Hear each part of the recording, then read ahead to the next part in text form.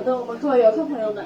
欢迎大家乘坐我们苏州水上游的这艘跨坊游船。那我们本次行程现在已经开始了，在行程过程前有几点安全注意事项需要提醒各位。因为我们是坐在船上，在水上行驶，所以是请各位游客不要起身，特别是离开船舱前往甲板。行驶过程中，我们甲板上是不能去的，不可以去，我们就坐在船舱内欣赏两岸风景，拍拍照片。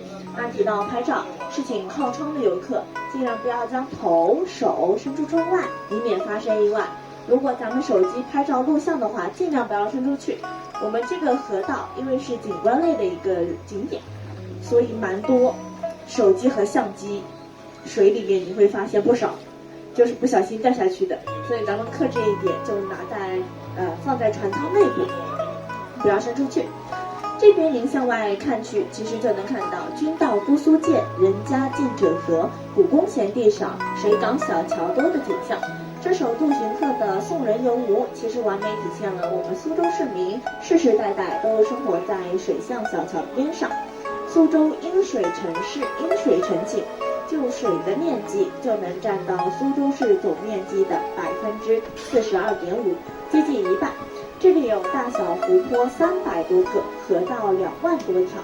就是因为水多，所以我们的桥也多。像现在我们正在穿过的桥梁，它叫做新市桥，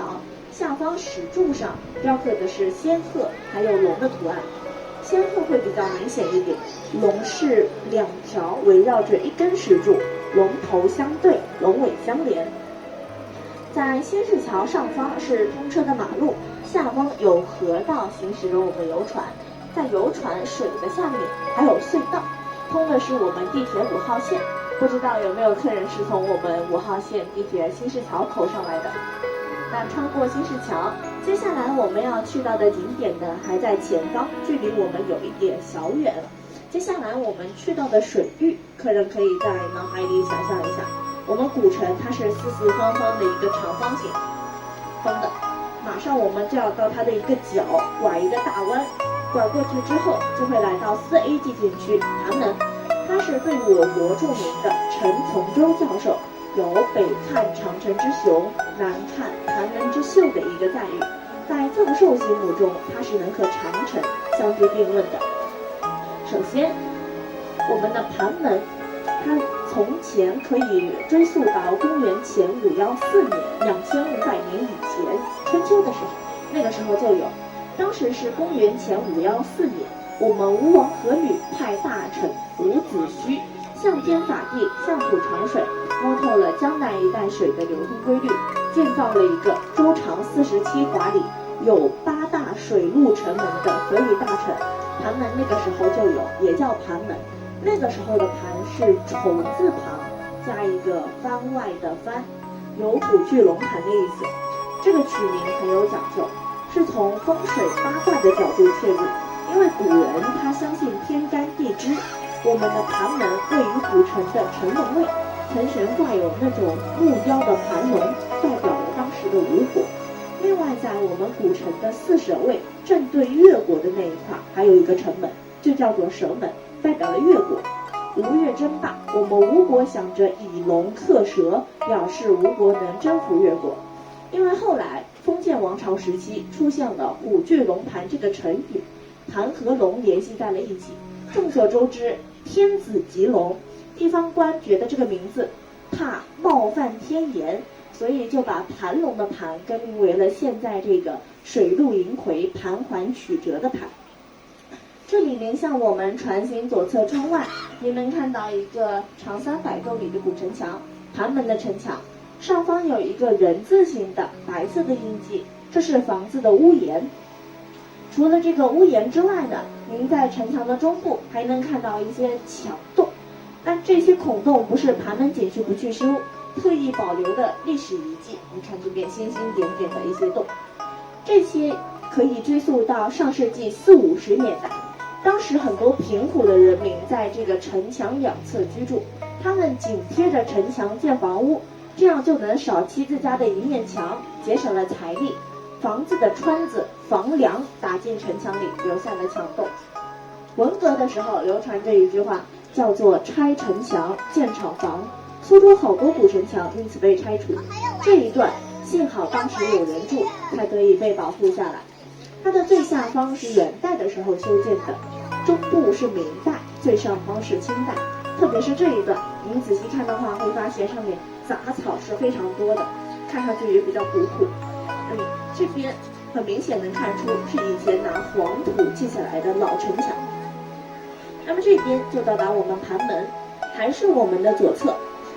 请您往远处左前方隐约能看到一个宝塔，7层8面的瑞光塔。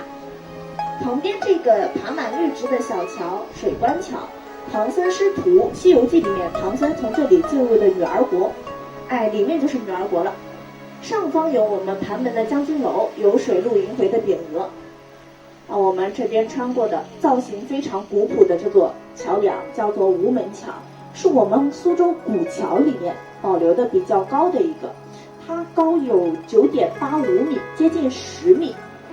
有一部电视剧叫《新白娘子传奇》，白娘子和许仙的，它其中有一幕断桥相会就是在上面拍的，因为它比较高，拍出来的好看。您来到盘门呢，一般都是要看盘门3景，这3景我都有提到。第一，水陆双城门；第二，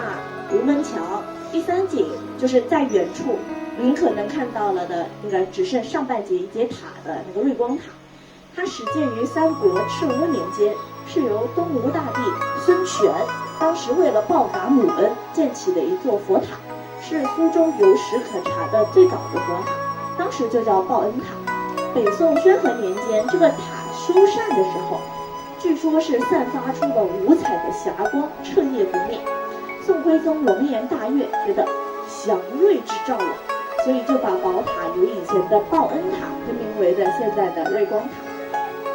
那么这边还是我们这一侧，前面渐渐出现了一个好长好长的石刻浮雕，雕的就是盘门一路以来的水景，其中靠前那部分就有盘门3景，里面的瑞光塔会比实物看到的更明显一点，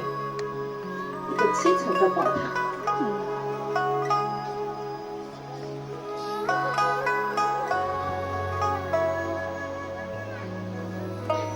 这边再往前，前方我们要穿过一个3孔10拱桥，它叫做盘龙桥。是请各位客人观察一下盘龙桥的外观，建的严丝合缝的，下面还镶有那种绷带，是03年左右建出来的一个桥，比吴门桥新很多。它有一大特点，有的人叫它新桥，有的人叫它老桥，年纪忽大忽小的。这座桥梁呢，在没有建它的时候，曲江上有一个长得和它很像的老桥，早市桥，很早以前被拆掉了，石料被我们苏州市政府放到了山塘街那一块。后来我们这个河段整治的时候，发现需要一个桥，就有人提议，反正以前拆掉的那个老桥早市桥的石料还在，直接搬过来建早市桥。但是早市桥的长度对于我们这个河段来说是偏短的，没有办法1比1照搬，就仿照它的样子造了一个水泥墙，在它的桥面上用上了以前老桥的旧石料，才有了客人刚刚看到的盘龙桥，是老桥新建的来，所以有的人会叫它老桥，主要是讲盘龙桥的上面的那些老石板。那这边您往我们船型右侧窗外看到的这一大块区域，房子有一点像民国时期的红砖房厂房，这里是我们的苏伦文创园。要提到苏州清朝的一个人物，他叫做陆润祥，他是清朝末年最后一位状元，也是清末最后一位皇帝溥仪的老师，是帝师。因为当年中国的经济相较于已经经历过工业革命的外国来说是比较落后的，陆润祥就怀抱着爱国之心，打算筹办工厂干实业。他在日本租界的旁边建了2座工厂，一个苏金丝厂，还有一个苏伦纱厂。这里我们是苏伦文创园，就是当年苏伦纱厂的一个旧址。这2座工厂也是为苏州近代工业的发展奠定了基础。这边也有苏伦厂的名字都可以。当年第1台发电机也是在这里运转成功，带领苏州人民第一次见到了电灯的光亮。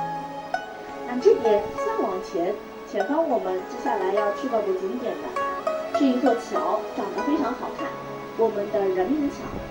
得益于上面的南北主干道人民路，是一座现代廊桥，也是我们苏州建起的第一个廊桥。上方是有那种人可以走的走廊，特意建成的飞檐翘角、雕梁画栋的外貌。您从远处整体去看的话，会有一点点像我们北京的天安门。天安门还是由我们苏州著名的香山帮的鼻祖快祥大师主持设计建造的。今天我们还要看人民桥下方只有坐船才能看到的石刻浮雕，左右都有。下面射灯上停留的那个鸟是灰鹭，好，这边多一点。我们河段非常常见的鸟，虽然一动不动呆呆的，但是是活的，是真的。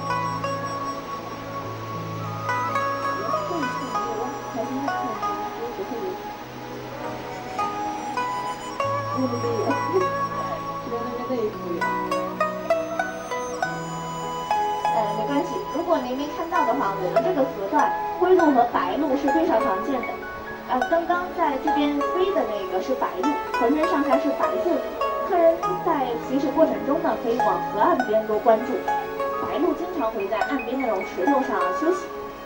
穿过我们的人民桥，各位刚刚看到的这些石刻浮雕，都是苏州在2003年由我国非常著名的一个雕塑家梁君梅女士和她的弟子一起设计完成的，标的是苏州2500年以来非常经典的历史故事。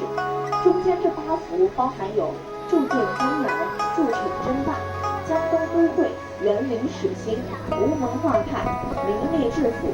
能工巧匠、人文荟萃。其中能工巧匠这一幅主体就有我提到的快祥大师，他在明朝的时候年纪轻轻19岁就主持设计建造了我们故宫的3大殿和天安门。讲的是香山帮嘛，香山帮传统建筑营造工艺是被列为了世界级的人类非物质文化遗产的。提到工匠，我们苏州历史上还有一对夫妻也很有名气，赣江和莫爷。相传当年吴王是派赣江夫妇在古城相门那里为他铸造宝剑，相门古称将门，这个将就是工匠的匠。这里您往我们旁边窗外左侧，我们的苏州码头，里面贴着有4个绿色的紫色的码头。这个码头放到现在来讲呢，其实是相当于那种高铁火车站。在以前苏州没有高铁、没有汽车、没有火车的时候，对于本地市民来说比较方便的一个交通工具，坐船。当时这里有一班船，它叫做吴越号，吴国到越国，我们现在的杭州。因为现在科技发达了，家家户户几乎都有一辆车子，自己开车从苏州到杭州的话是只要2个小时。当年来坐吴越号，下午5点的时候上船，途经12个小时，睡1个晚上，第2天早上6点多才能到达杭州。放到现在来讲，12个小时真的就太长了。那这边我们左侧又出现了步道驿站，上面有蛮多叔叔阿姨在上面打算坐下来休息聊天。这个要提到苏州2015年的时候，我们有开通一个环古城健身步道，围绕古城区1周。您往岸边看是能看到那种人行的小道的，好像有好几家在这边散步啊，2个小朋友很可爱。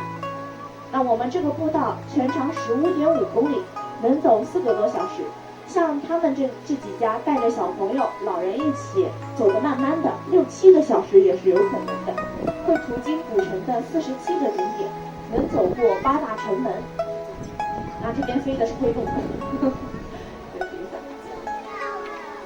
那这边是请各位随我再往另外一侧旁边，需要您回头一下，那边有一个人形的雕塑是纤夫，他在拉纤，拉扯的就是这个大的帆船。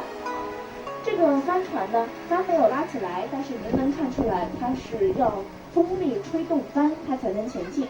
但是自然的风忽大忽小，风小的时候，这艘船就动不了了，就需要靠纤夫在岸边拉扯着麻绳，一步一步往前才能把船拉动。一般这个时候我都会提议放一首纤夫的爱。那么行驶到这边，我要讲一讲我们这个河道。这个河道不知道客人有没有疑惑过它叫什么名字。在盘湾外的时候我有提到，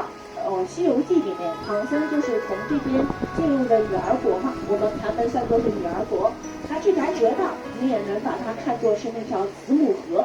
河水很珍贵的。有兴趣的客人，咱们回码头之后，拿自己的水杯舀一勺回去，很珍贵的子母河的河水。那这个河道除了子母河这个花名之外呢，还有2个名字。最早的这一个，就是春秋2500年以前建立吴国古城的时候，外面就有这个河道，保护古城的作用，所以就叫做护城河，也是为古城抵挡了其他国家的千军万马。第2个名字就是京杭大运河苏州段，我们在运河之上。